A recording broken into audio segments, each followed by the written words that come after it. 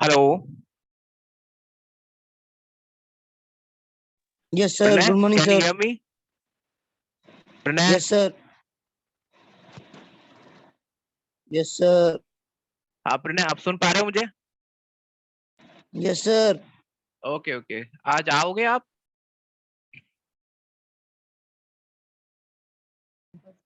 Sir अभी पापा से पूछ के बता दो सर मैं। हाँ, नहीं नहीं, आराम से पूछ लेना। और अगर बेटर होगा बेटा, अभी कुछ दिन आप क्या कहते हैं, घर से ही लेक्चर ले लो, ठीक है? क्योंकि सिचुएशन खराब होती जा रही है दिन पर दिन खैरतल में भी, ठीक है? Yes sir. ठीक है, फिर भी आपको जैसा ठीक लगे प्रणय मुझे बता देना, ठीक है? Yes sir. हाँ हाँ, क्योंकि सेफ्टी भी उतनी जरूरी है बेटा। Yes. Okay.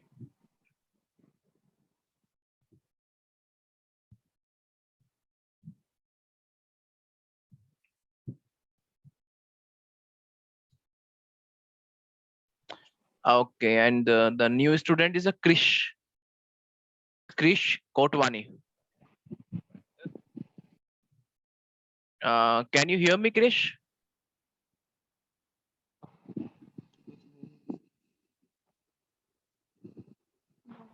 Hello sir. Hello. Sir आवाज आ रही है? हाँ, मुझे आवाज आ रही है आपकी, आपको आ रही है?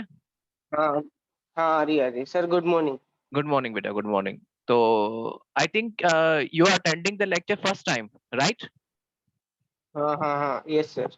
ओके ओके ओके ओके, तो आप खैरतल से बिलोंग करते हैं? नहीं, मैं किशनगढ़ से हूँ। आप किशनगढ़ से हैं, ओके ओके। ठीक है, तो सो बेसिकली आप बायोलॉजी में इंटरेस्टेड है? हाँ, मेरा बायो सब्जेक्ट है।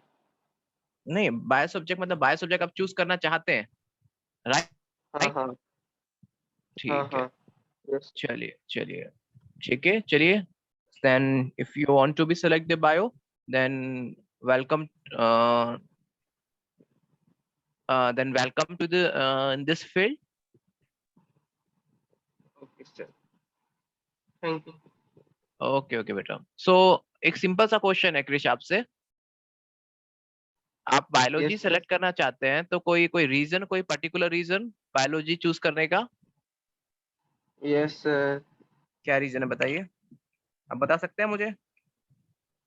सर बायो लेकर वो ड्रग्स का वो पुलिस बनते हैं ना, नाम तो पूरा नहीं पता, लेकिन अभी मैं जान आया उसमें पढ़ाई बहुत होती है, वो बनना था। एक बार आप दोबारा रिपीट करेंगे, क्या कह रहे हैं बेटा? ड्रग अंकुश इंस्पेक्टर? सर से मैंने पहले नारकोटिक्स? जो हमारे साइंस के सर थे ना। हाँ हाँ, हेलो, 10th के सर, हाँ हाँ, बोलिए बोलिए। साइंस के सर थे ना, मैंने उनसे डिस्कस करा था, अच्छा, तो उनसे मैंने सब कुछ पूछा था, ओके। तो तो उन्होंने बताया था। मैं समझ गया, आपको ड्रग इंस्पेक्टर बनना है, राइट? Yes sir. हाँ ठीक है, इट्स गुड एरिया। उसके लिए आपको बेटा फार्मेसी फील्ड को ज्वाइन करना होगा, ठीक है? हाँ सर। फार्मेसी एक फील्ड है जिस फार्मेसी फील्ड में आप बी फार्मा, और बी फार्मा के बाद में आता है एम फार्मा। उसके बाद में आप इलिजिबल हो जाओगे और एक गवर्नमेंट एग्जाम होता है नारकोटिक्स डिपार्टमेंट का, एक नारकोटिक्स डिपार्टमेंट होता है। उस नारकोटिक्स डिपार्टमेंट का एक एग्जाम होता है। ओके, उस एग्जाम को ज्वाइन करके आप like you can make a drug inspector, okay? आप नारकोटिक्स डिपार्टमेंट ओके आपको ज्वाइन करना होगा। ओके, वेरी अच्छा फील्ड है बेटा, really it's a okay very good field. Okay, okay okay, 1 minute Krish, मैं आपसे 2 मिनट में बात करता हूँ। then that new person, who is that? e like जिसने ये ना आपका, क्रिश एक बार अपना माइक ऑफ करेंगे? ओके, ये जो दूसरे अभी थर्ड पर्सन ने ज्वाइन किया है, ये कौन है? E Y something Z. Hello, आवाज आ रही है? हेलो, जो ये न्यू पर्सन लाइक जिसने रैंडमली अपने नेम को टाइप किया है, आवाज आ रही है आपको?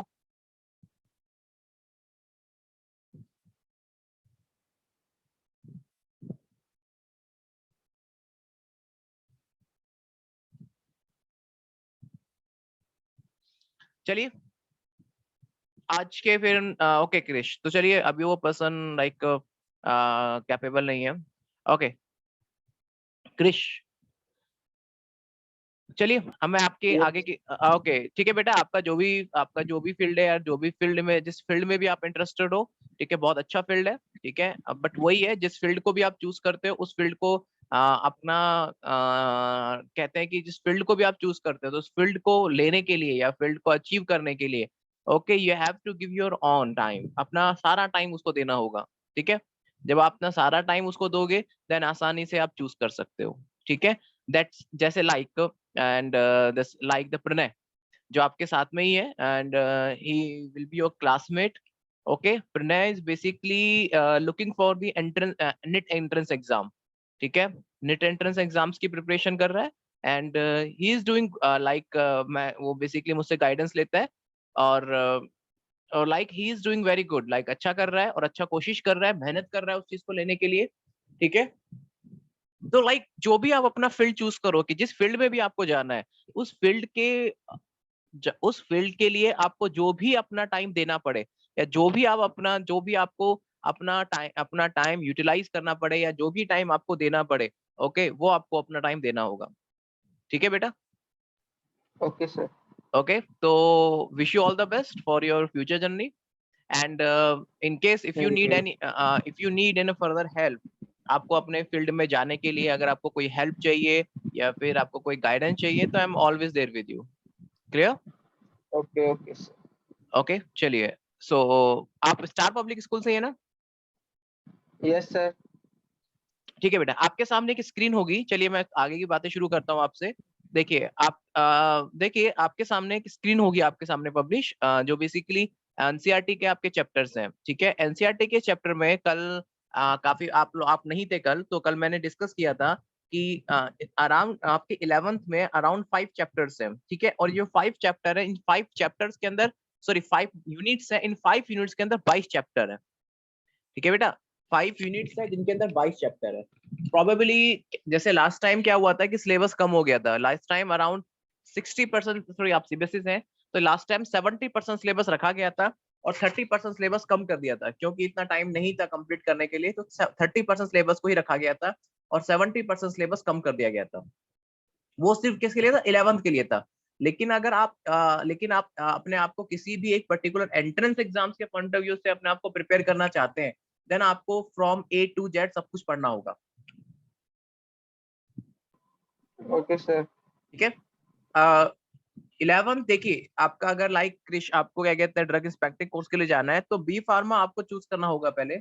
बी फार्मा चूज करने के लिए एक गवर्नमेंट एग्जाम होता है, ठीक है। वैसे तो by the way private sector भी हैं जो कि बी फार्मा करवाते हैं, लेकिन प्राइवेट सेक्टर से बी फार्मा करके कोई आपको खास बेनिफिट नहीं मिलेगा, ठीक है। इंडिया में ऐसे बहुत सारी यूनिट्स हैं या बहुत सारे ऐसे कॉलेज हैं जो बी फार्मा में टॉप पर हैं, लाइक उनकी बी फार्मा सबसे टॉप पर है, ठीक है। हम राजस्थान में भी बात करें, इंडिया में भी बात करें, ठीक है, बहुत ऐसे अच्छे कॉलेजेस हैं जिन बी फार्मा टॉप पर है, जिनके बी फार्मा, और उनसे बी फार्मा करके ऐसा कोई भी पर्सन आज तक नहीं है जिसने उनसे बी फार्मा किया हो और बी फार्मा करके उसने लाइफ में कुछ अचीव ना किया हो, ठीक है। तो इंडिया में भी है ऐसे कुछ इंस्टीट्यूट, और वो लाइक राजस्थान में भी है ऐसे कुछ इंस्टीट्यूट जो बी फार्मा के लिए टॉप पे माने जाते हैं, ओके। अगर आप उनसे बी फार्मा करते हैं, ठीक है, अगर आप उन कॉलेज से बी फार्मा करते हैं तो really you will do some better, अच्छा करोगे आप।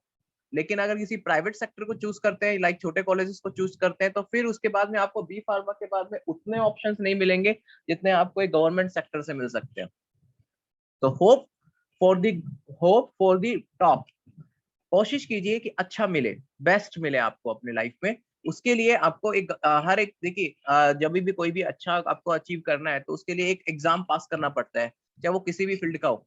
तो उसको एग्जाम पास करने के लिए, आपका एग्जाम को पास करने के लिए आपका एग्जाम होगा बेटा कि जो मतलब 11th और 12th के बेसिस के ऊपर, और वो होगा आपका एंट्रेंस एग्जाम जो आपके फंडामेंटल चेक करेंगे। अगर आप उनमें फंडामेंटल में परफेक्ट हैं देन आपको कोई नहीं रोक सकता, तो आप इजिली आप सेलेक्ट हो सकते हो, ठीक है। अगर आप अपने फंडामेंटल बहुत अच्छे हैं और you do the very good practice in your fundamentals, then आपको कोई नहीं रोक सकता, आप आसानी से सेलेक्ट हो सकते हो। बस एंड अगर आप वही अपने फंडामेंटल में वीक हो, देन फिर आपको आपका उस लेवल को क्रॉस करना उतना ही बेटर डिफिकल्ट पड़ जाएगा। इसलिए I insist you, even I suggest you, do better in your life and do the main focus on your base like your fundamentals. अगर आप अपने फंडामेंटल पे फोकस करोगे तो ये 11th और 12th आपके लिए लाइक कह सकते हो कि एक मिरेकल बन जाएंगे, और वही 11th और 12th आपके लिए टिपिकल बन जाएंगे, क्योंकि 11th और 12th they are called the pillar of your life. ठीक है, लाइफ के पिलर्स है। अगर आप इनके अपने आप के फ्यूचर को खड़ा करना चाहते हो तो अपने पिलर को मजबूत कीजिए। ठीक है, लाइक जैसे आई टोल्ड यू, जैसे Pranay is preparing for the NET exams और I am giving you guidance, I am giving guidance to the Pranay, and really he is doing good because he tried, कोशिश भी कर रहा है और शायद अच्छा भी करेगा लाइफ में अपनी, आई होप। ठीक है, तो आई होप सो आप भी अच्छा कीजिए अपनी लाइफ में। ठीक है, लेकिन उसके लिए बेटा बहुत जरूरी है, ध्यान रखना, उसके लिए बहुत जरूरी है कि आप अपने लाइक ध्यान रखना, उसके लिए बहुत जरूरी है आप क्या कहते हैं, आई मीन टू से कि आप अपने फंडामेंटल पे फोकस कीजिए। Krish, are you hearing? क्या सुन पा रहे हो ना मुझे? Yes sir, thank you. Okay, हाँ, और अपने क्या कहते हैं फंडामेंटल पे फोकस कीजिएगा। जिस दिन आपने अपने फंडामेंटल पे फोकस करोगे, फिर आपको रोकना, आपको खुद को रोकना टफ नहीं होगा। तो बेसिकली अपने फंडामेंटल पे फोकस कीजिएगा आप। ठीक है, चलिए। और फंडामेंटल कहने का मतलब है चीजों को रटने की ओके कोशिश सर। मत कीजिए, रटिएगा मत, फंडामेंटल क्लियर कीजिएगा। और अगर आपने फंडामेंटल क्लियर कर लिए देन आपको फिर कोई नहीं रोक पाएगा। ठीक है बेटा, चलिए। Okay sir. ठीक है, चलिए हम आपके जो 5 चैप्टर हैं, ये 5 चैप्टर 3 चीजों पे टिके हुए हैं। सेल की बायोलॉजी की मॉर्फोलॉजी, बायोलॉजी में एनाटॉमी और बायोलॉजी में फिजियोलॉजी। बायोलॉजी में जो मॉर्फोलॉजी होती है, दैट मॉर्फोलॉजी इट मींस जहां पर हम आउटर स्ट्रक्चर की स्टडी करते हैं, that is called the morphology. एक होती है एनाटॉमी जिसमें हम इंटरनल स्ट्रक्चर की स्टडी करते हैं, और एक होता है फिजियोलॉजी जिसमें हम फंक्शंस की स्टडी करते हैं। So there are the 3 branches in a biology जो आपके 11th में अभी, जिसमें हम किसी भी लिविंग सिस्टम की, देखिए बायोलॉजी का मतलब होता है लिविंग सिस्टम की स्टडी करना। मतलब वी आर लिविंग, लाइक जो भी आप अर्थ में देखते हो कि जो लिविंग सिस्टम है उन सबकी स्टडी बायोलॉजी में होती है। अब बायोलॉजी में 3 लेवल पे स्टडी की गई है उनके बारे में। एक मॉर्फोलॉजी, मतलब उसकी मॉर्फोलॉजी देखना कि आउटर कैसा है, सब कुछ बाहर का कैसा दिखता है। एनाटॉमी, उसका इंटरनली कैसा दिखता है। फिजियोलॉजी, वो फंक्शन वाइज कैसा है। तो हमको हमें 3 लेवल पे स्टडी करनी है। क्लियर? ठीक है, और आपको अगर 3 लेवल पे स्टडी करनी है तो 3 लेवल पे अगर आपको स्टडी करनी है तो 3 लेवल पे स्टडी करने के लिए, ठीक है, 3 लेवल पे स्टडी करने के लिए आपको वन बाय वन अपने फंडामेंटल से गुजरना पड़ेगा। तो इसलिए आपके जो देखिए जो आपके 5 यूनिट है, उन 5 यूनिट के अंदर बॉटनी भी है और जूलॉजी भी है, क्योंकि बायोलॉजी में आपके यहाँ 3 स्टडी करवाई जाती है 11th 12th में। एक बॉटनी की स्टडी करवाई जाती है जिसमें हम प्लांट्स की स्टडी करते हैं, और एक जूलॉजी की स्टडी करवाई जाती है जिसमें हम एनिमल्स की स्टडी करते हैं। राइट? तो बॉटनी और जूलॉजी का जो एक आपके पहले क्या होता था, एनसीईआरटी में अलग अलग बुक हुआ करती थी, बॉटनी अलग होती थी, जूलॉजी अलग होती थी, मतलब प्लांट की स्टडी अलग होती थी, एनिमल की स्टडी अलग होती थी। बट अब फंडामेंटल चेंज हो गए। ठीक है, अब एक ही बुक कर दी है। क्यों एक बुक की है? ताकि बच्चों पर बर्डन ना बढ़े, वरना पहले क्या होता था, बच्चे 2 बुक देख के टफ कंफ्यूज हो जाते थे और पढ़ाई नहीं कर पाते थे। अब बुक अलग अलग कर दी है, बॉटनी अलग, जूलॉजी अलग, जिससे कि आपको आपके ऊपर कोई एडवर्स इंपैक्ट ना पड़े, और लाइक आप चीजों को समझ पाए कि एक सिंगल बुक ही काफी है। इसलिए एनसीईआरटी ने एक ही सिंगल बुक की, कि एक ही सिंगल बुक काफी है, बच्चों पे बर्डन ना पड़े, मतलब बुक का फालतू का बर्डन ना पड़े उनके ऊपर, वो एक ही बुक के अंदर सीख जाए। ओके, तो आपका ये जो 5 मॉड्यूल्स हैं, मतलब ये जो 5 यूनिट्स हैं, उन सबसे शुरुआत की जो यूनिट है, मैं आपको यूनिट फर्स्ट ना शुरू करके मैं शुरू करूंगा unit 3, cell structure and function. क्योंकि यहीं से आपकी सेल की, क्योंकि यहीं से देखिए कोई भी जो लिविंग सिस्टम होता है it's made from the cell. हर एक लिविंग सिस्टम सेल से बना हुआ है। ठीक है, चाहे वो कोई भी हो। ध्यान रखना, there are the 5 living system in our world. हमारी इस दुनिया में, हमारे यूनिवर्स में अभी तक जो डिस्कवर्ड है वो 5 लिविंग सिस्टम डिस्कवर्ड है। Krish, can you tell me the few of living organism if you know? क्या सर? कुछ लिविंग ऑर्गेनिज्म के बारे में एग्जांपल दे सकते हो जो इस अर्थ के ऊपर है? Living organism? हाँ जी। रुको सर। हाँ, मैं रुका हूँ बेटा।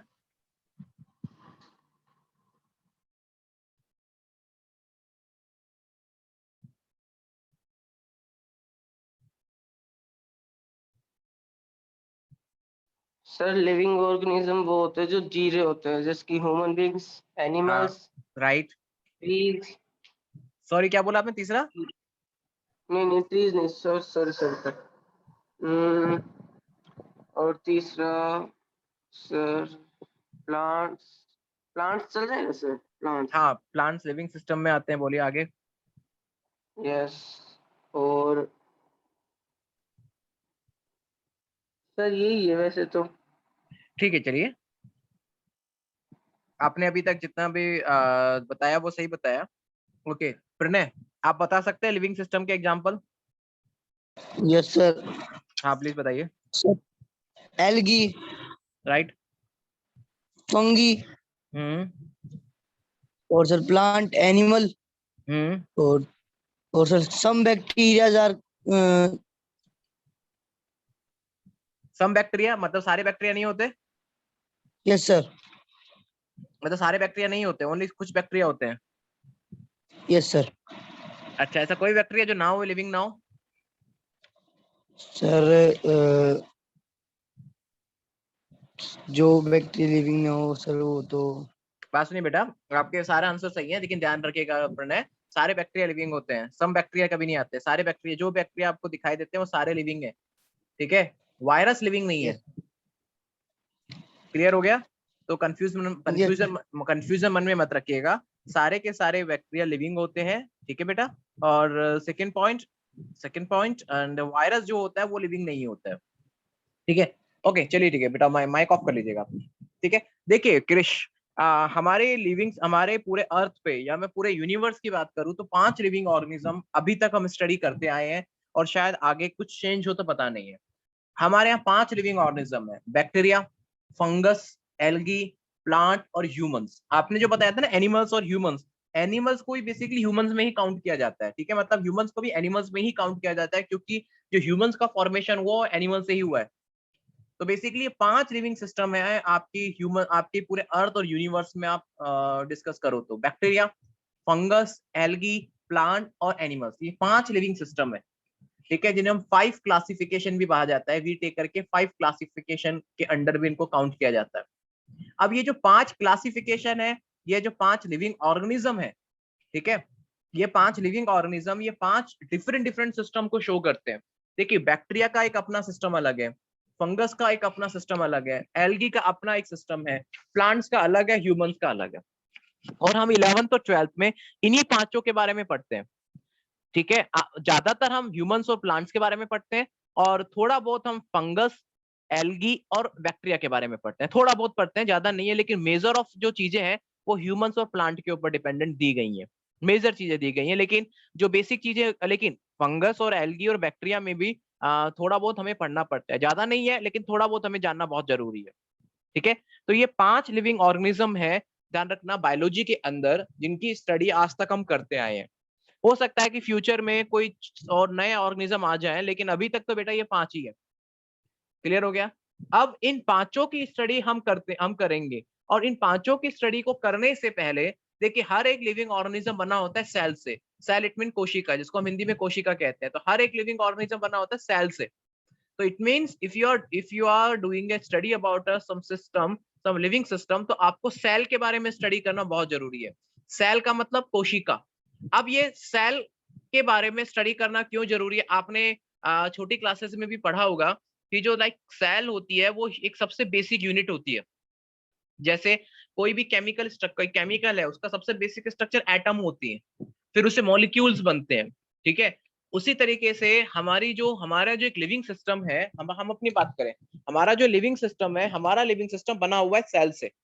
हमारा जो लिविंग सिस्टम होता है वो सेल से बना हुआ है। मतलब जो हमारे लिविंग सिस्टम में जो सेल्स होती है वो मिलकर एक लिविंग सिस्टम बनाती है, और यही लिविंग सिस्टम जो सेल से मिलकर बना हुआ है, ओके, यही एक फंक्शन के लिए रेस्पॉन्सिबल है। आपकी बॉडी के अंदर जो भी फंक्शन होते हैं, जैसे कि आप कुछ चीजों को देख पाते हैं, कुछ चीजों को सुन पाते हैं, फील कर पाते हैं, ठीक है, चल पाते हैं, ओके, एक्सरसाइज कर पाते हैं, that because of the cell. हर चीज सेल से ही बनी हुई है, क्योंकि हर चीज सेल के थ्रू ही होती है।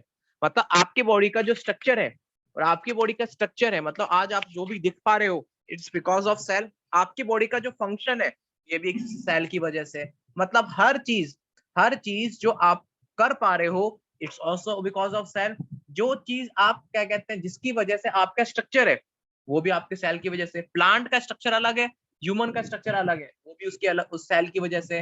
प्लांट के अंदर सेल अलग होती है, ह्यूमंस के अंदर सेल अलग होती है, थोड़ा बहुत डिफरेंस होता है, ठीक है।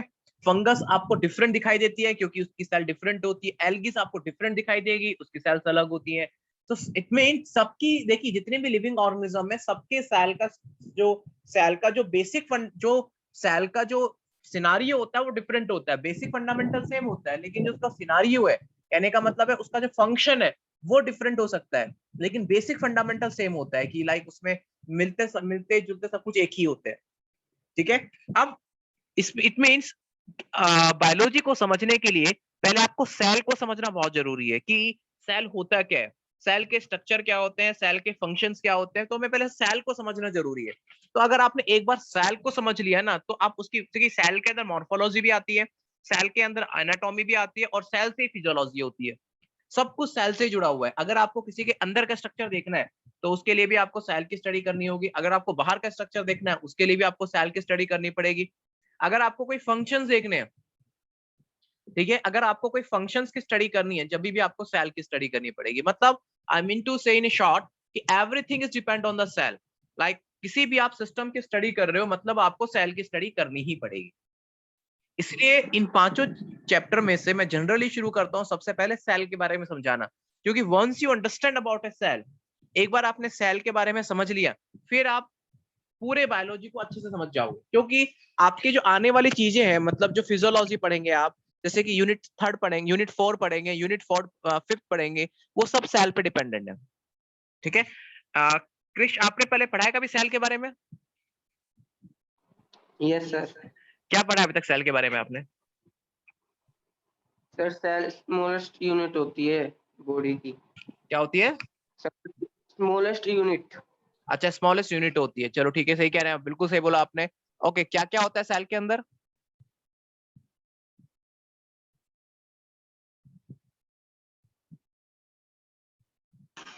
सर सेल के अंदर, हम्म, सर सेल देखा नहीं हमने।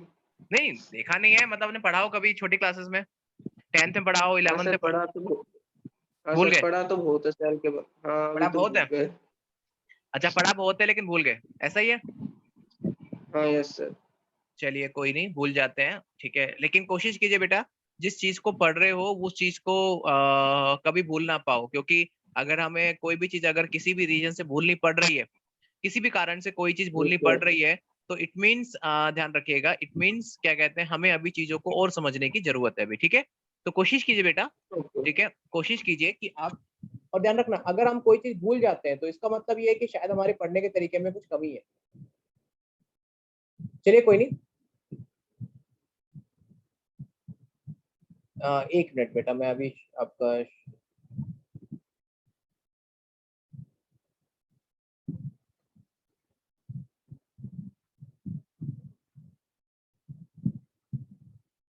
ओके, आपको स्क्रीन विजिबल है? आपको स्क्रीन विजिबल है? Yes sir. Yes sir. हाँ ओके, आपके सेल चैप्टर्स के अंदर कितने चैप्टर इंक्लूड है? Cell the unit of life, biomolecules और cell cycle and cell division, इसके अंदर 3 चैप्टर आते हैं आपके, ठीक है। Cell the unit of life जो पहला चैप्टर है, बायोमोलिक्यूल्स जो दूसरा चैप्टर है, और cell cycle and cell division जो कि तीसरा चैप्टर है। इसमें 3 चैप्टर्स आते हैं, ठीक है। अब इन 3 चैप्टर्स को हम 3 चैप्टरों में से हम 1 बाय 1 एक एक चैप्टर शुरू करेंगे। सबसे पहला हम शुरू करेंगे cell the unit of life, ठीक है, फिर हम पढ़ेंगे बायोमोलिक्यूल्स, फिर हम पढ़ेंगे cell cycle and cell division. And believe me, अगर आपने ये तीनों चैप्टर अच्छे से एक बार समझ लिए, मैं रटने पे यहाँ पे कभी भी फोकस नहीं करूंगा, ठीक है, और ना एक्सपेक्ट करूंगा कि आप भी रटो। बिलीव मी, अगर आपने एक बार इन चीजों को समझ लिया, आई मीन टू से कि एक बार आपने एक बार लाइक आपने, कहने का मतलब है कि एक बार आपने इन तीनों चैप्टर के फंडामेंटल्स को समझ लिया, देन आपको कोई नहीं रोक सकता बायोलॉजी को समझने में। अगर ये तीनों चैप्टर किसी भी रीजन से वीक रह गए तो फिर आगे बहुत दिक्कतें आती हैं, ठीक है, आगे बहुत दिक्कतें आती हैं। इसलिए रिक्वेस्ट है आपसे कि रिक्वेस्ट है आपसे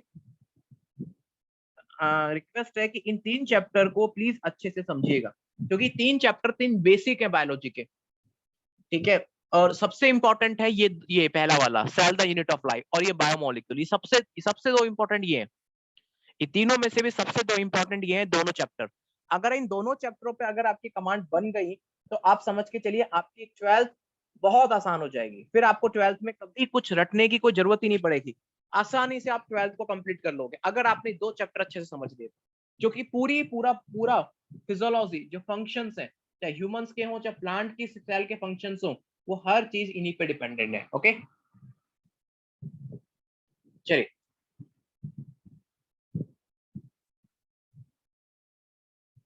ठीक है।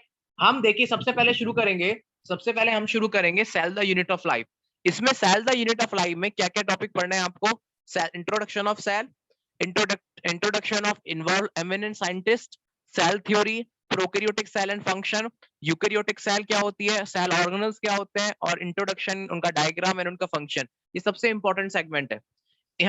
ये आपका पहला चैप्टर है जिसके अंदर इंट्रोडक्शन ऑफ सेल, सेल के इंट्रोडक्शन क्या है, उसमें इन्वॉल्व एमिनेंट साइंटिस्ट कौन कौन से हैं, सेल थ्योरी क्या है, प्रोकैरियोटिक सेल्स क्या है और उनके फंक्शन क्या है, यूकैरियोटिक सेल्स क्या है। ओके, और यूकैरियोटिक सेल्स में जो सारे सेल ऑर्गेनल्स है जैसे कि माइटोकॉन्ड्रिया है, ठीक है, इसके अलावा क्लोरोप्लास्ट है, ओके, एंड इसके अलावा एंडोप्लाज्मिक रेटिकुलम है।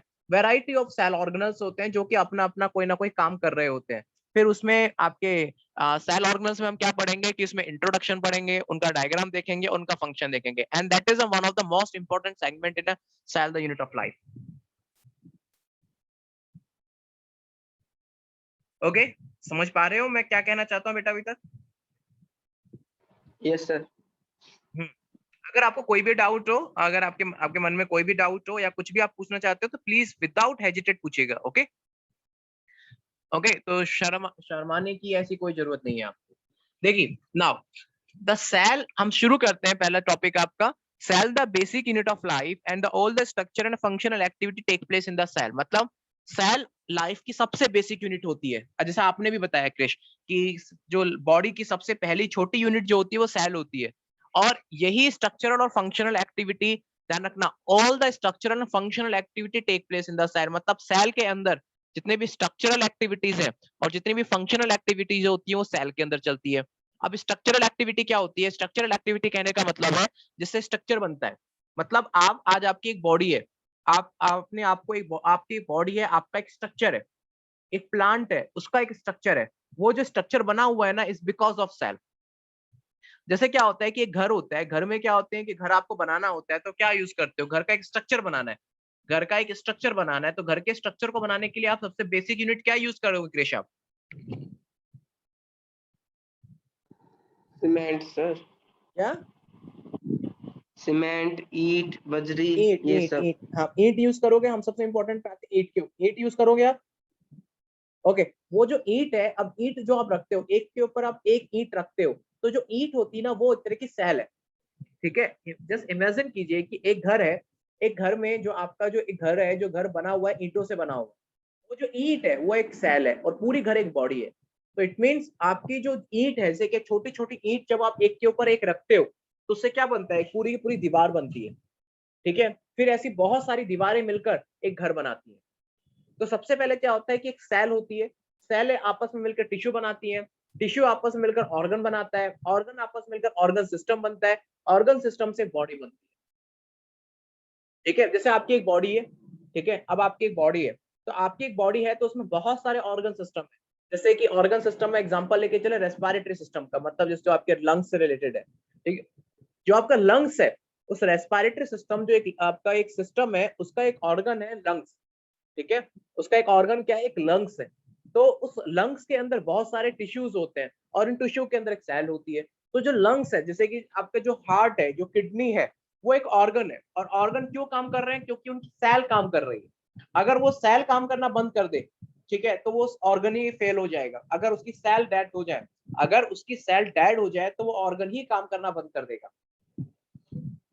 ठीक है। इसका मतलब ये है कि एक सेल की जो एक जो आपकी जो फंक्शनल यूनिट है, मतलब जो भी आप काम कर रहे हो ना, वो सेल की वजह से, क्योंकि सेल में वो फंक्शन चल रहा है।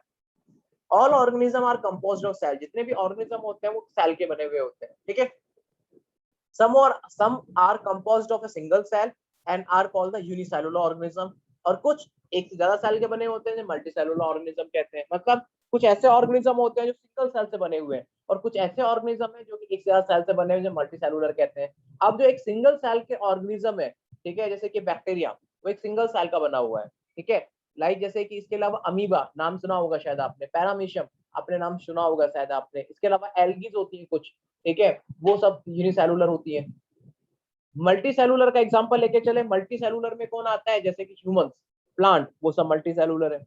मतलब एक अगर सिंगल सेल भी है ना जब भी वो लिविंग है, और एक से ज्यादा सेल भी है ना जब भी वो लिविंग है। तो मतलब कहने का मतलब है कि अगर किसी के पास एक सिंगल सेल भी है जब भी वो लिविंग है, और इससे ज्यादा सेल भी है जब भी वो लिविंग है।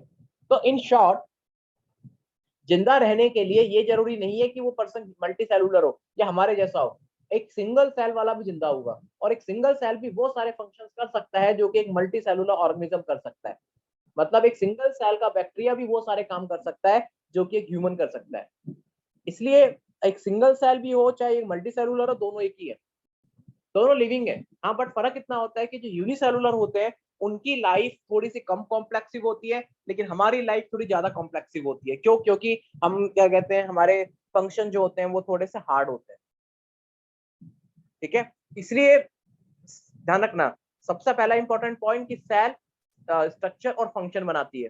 मतलब आपका जो पूरा स्ट्रक्चर है और आपका जो पूरा फंक्शन है वो सेल बनाएगी, ठीक है। इसके अलावा दूसरा, जिसको एक यूनिसेलुलर और मल्टी सेलुलर, जो एक सिंगल सेल से बना हुआ है उसको यूनिसेलुलर कहेंगे, जो एक से ज्यादा सेल से बना हुआ है उसको मल्टी सेलुलर कहेंगे।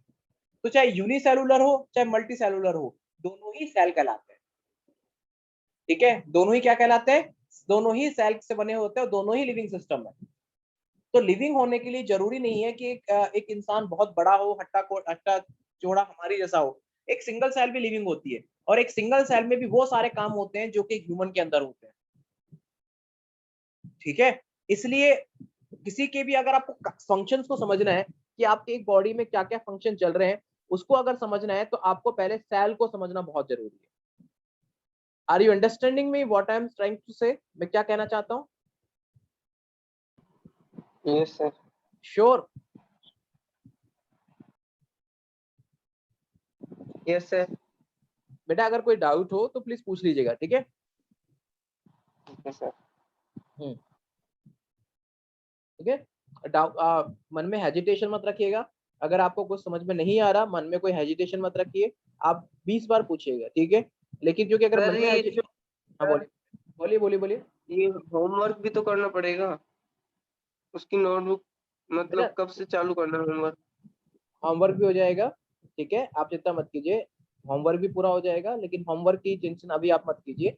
जब भी मुझे आपको होमवर्क देना होगा तो मैं आपको होमवर्क दे दूंगा, ठीक है। Okay sir. आप होमवर्क की चिंता क्यों कर रहे हैं? होमवर्क तो बेटा बहुत आगे की चीज है। पहले आपकी पढ़ाई शुरू तो अभी अभी तो आपकी पढ़ाई भी शुरू नहीं हुई है, तो भी होमवर्क तो कहाँ से करेंगे आप?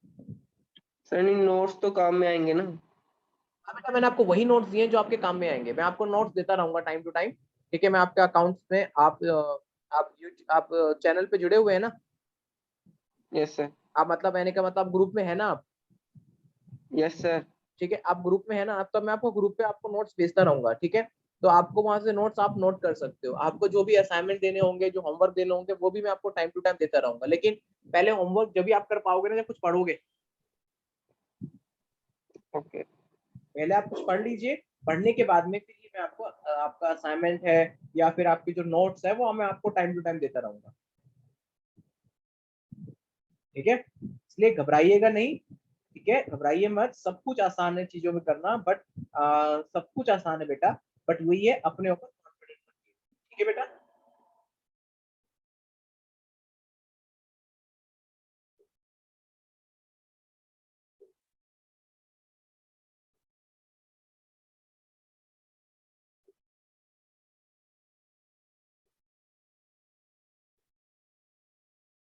ओके, आवाज आ रही है ना आपको? Yes sir. ओके चलिए। Yes sir. ओके, आज का टाइम तो आपका पूरा हो गया, ठीक है, आज का टाइम तो आपका पूरा हो गया। तो कल मैं आपको थोड़ा सा और सेल के बारे में डिटेल में लेके समझाऊंगा। देखिए, सेल कुछ नहीं है। सेल मतलब आपकी जो, जैसे कि एक घर की जो दीवार होती है, दीवार की जो एक ब्रिक है, ईंट है, वैसे ही बहुत सारी ईंट मिलकर एक घर बनाती है, वैसे एक बहुत सारी सेल मिलकर एक क्या बनाती है, एक घर बनाती है, बस इतना है। वहां पर जो ईंट होती है वो नॉन लिविंग है, लेकिन जो हमारी सेल होती है वो लिविंग होती है, ठीक है। और लिविंग होगी तो उसमें कोई ना कोई काम चल रहा होता है जिसकी वजह से आज हम जिंदा है। आज हम जो जिंदा है ना, वो क्यों जिंदा है, क्योंकि हमारी सेल जिंदा है। जिस दिन हमारी सेल की डेथ होगी उस दिन हमारी भी डेथ हो जाती है। चलिए आज के लिए इतना ही है। कल के लेक्चर में मैं आपको थोड़ा सा और सेल के बारे में समझाने की कोशिश करूंगा कि सेल क्या होती है, सेल का स्ट्रक्चर दिखाऊंगा, सेल में कौन कौन से काम चलते हैं, सेल क्या क्या फंक्शंस करती है सेल, ठीक है। चलिए मैं आपको कल और डिटेल में समझाऊंगा मैं, ठीक है।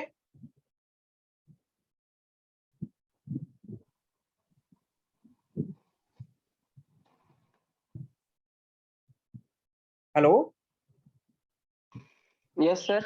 ओके चलिए ठीक है, अभी आप जा सकते हो बेटा। अगर फिर भी कोई डाउट हो तो प्लीज मुझसे मैसेज कर लेना, या फिर आप कल मुझसे डिस्कस कर लेना, ठीक है। Thank you sir.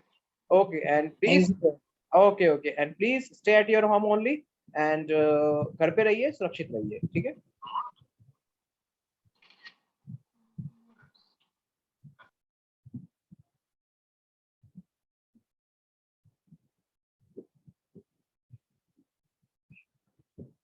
चलो बाय।